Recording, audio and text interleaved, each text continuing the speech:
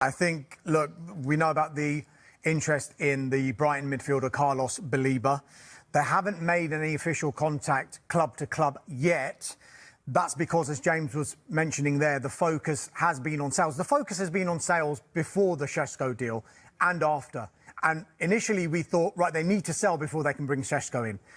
The messaging has changed slightly in that they need assurances before the end of the window that some sales are going to happen, because you can't dictate the timing of when a player is going to become available. So, for example, the Šeško deal presented itself at that time, and just because United hadn't made any sales before that Šeško deal aside of the Rashford deal, they knew they had to do that deal then, because in the background they know that they're working on these sales already.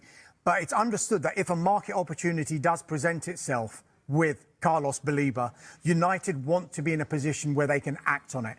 Now, as I mentioned, sales, yes, but having that assurance that those sales are going to come at some point in this window.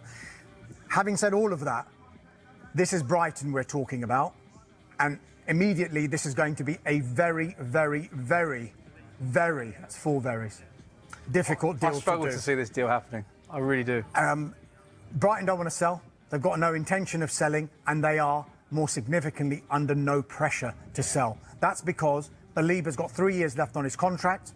They've got an option for a further year, and they probably look at Baleba as making more progress at this stage of his career than Moises Caicedo had done when he was at Brighton. Moises Caicedo ended up going for £115 million to Chelsea. Brighton will probably start valuing Baleba in and around that figure, you would think. So with him having 3 years left on his contract still, it's going to be very, very hard. Absolutely. Well, now, so Benjamin Šeško is in. What does that mean for Rasmus Højlund, Dharmesh? It's not good news if he wants to stay at Manchester United. AC Milan have held positive talks with Manchester United over the signing of Rasmus Højlund. As yet, no agreement between the clubs. Now, significantly, we're told that Højlund himself has yet to decide if Milan is the right place for him to move to. And as a result of that, while these talks are going on between the two clubs, Milan are now talking to Højlund's representatives as well, just to find out that the player definitely does want to join. Because there's no point Milan completing a deal over the next week or two and spending all of that time trying to get Rasmus Højlund if at the end of that agreement he says, actually, I don't want to come. They need to know that he's going to come for them to advance on those talks with Manchester United. As far as Milan are concerned, their preference is to have a season-long loan plus an option to buy at the end of the season. Manchester United, we know, he's now one of those players who they are listening to offers for, would prefer a permanent deal or at least a permanent element attached to the loan. Now, they would consider bids of around £40 million. That can come in two forms. The permanent deal straight away, here's £40 million, or a deal that's worth £40 million, away you go. You're no longer a Manchester United player. Or there's a loan fee involved for the season, which would be about £5 or £6 million, you would think, followed by an option price that they would pay in the summer, next summer, of around 35 or 34 million pounds, hence getting them up to that 40 million pounds. So sure, it is still one that is up in the air at the moment, but I think it's going to be dictated by Rasmus Højlund. We're talking about Mark Gahey before, holding the cards and he can do what he wants. Manchester United can say till they're blue to him, you're not going to get game time, but it's going to be up to him whether he wants to move or not. Yeah, he knows they don't want him. He's got to go, surely. James, we think Højlund's going to go. We've been speaking about all the others who are going for the exits. Any developments today?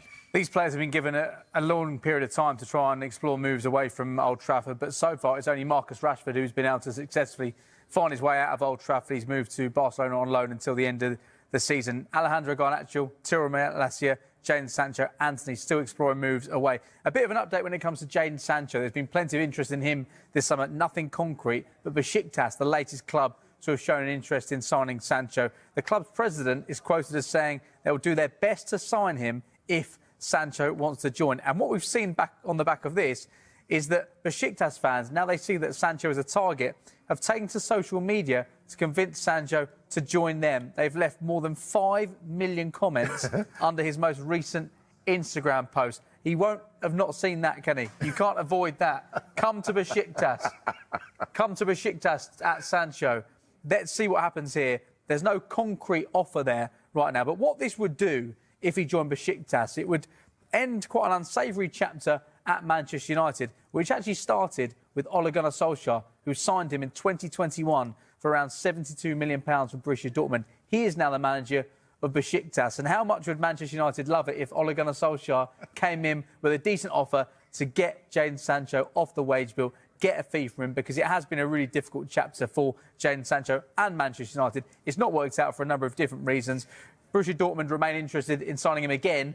There's no agreement yet with the club or the player. Clubs in Italy and Saudi Arabia have also looked at the move. You'd think there would have to be a compromise from Jadon Sancho when it comes to wages for any permanent move. In terms of the other deals, just quickly, Alejandro Garnacho, United are expecting Chelsea to come in with a formal offer. We know United want around £50 million. Chelsea probably don't want to pay that much. And Real Betis are finding it difficult at the moment to get the finances to try and sign Anthony permanently. Had a very successful second half of last season on loan at Real Betis. I think they'd like us to do a loan deal. United really want to do a permanent one.